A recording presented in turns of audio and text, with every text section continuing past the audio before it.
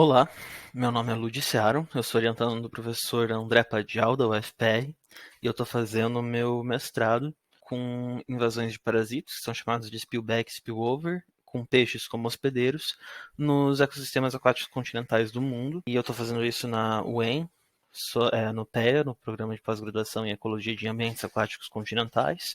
E aqui eu estou apresentando os resultados preliminares do meu mestrado, então são dados da revisão de 1984 até 2009, então tem bastante dado ainda para mostrar, para eu conseguir extrair.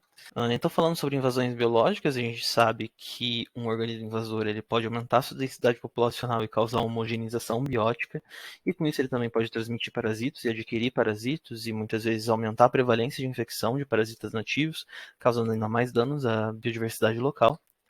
E só para conceituar, eu trago aqui os conceitos de spillover e spillback. Então, spillover é quando um organismo invasor consegue transmitir seus parasitos para organismos nativos, e spillback é o contrário, quando um organismo invasor adquire parasitos nativos de hospedeiros nativos.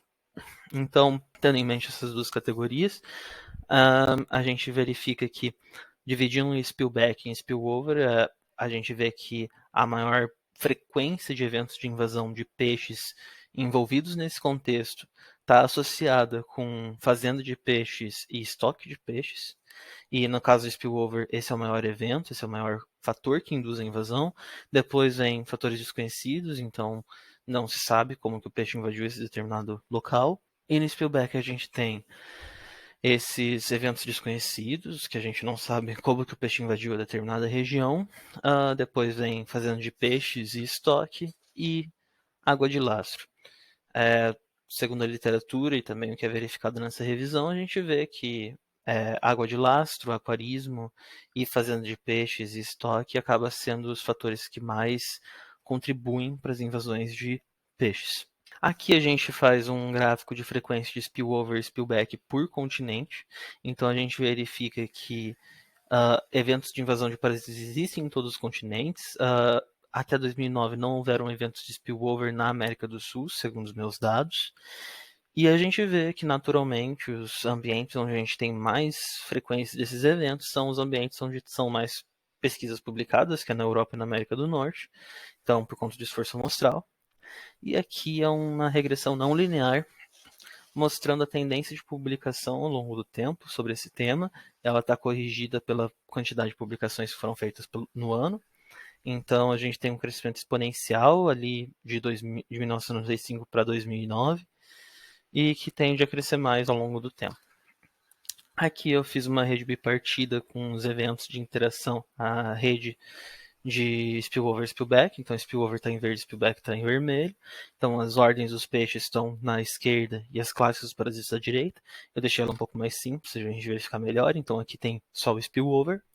E aí, os maiores grupos foram anguilliformes, que estão muito associados com os hematoda por causa de um parasita em específico, que é o Anguilliculoides crassus, que tem importância comercial, já que é um parasita asiático que invadiu a Europa e a América do Norte e destrói as populações naturais de enguias, que são usadas comercialmente.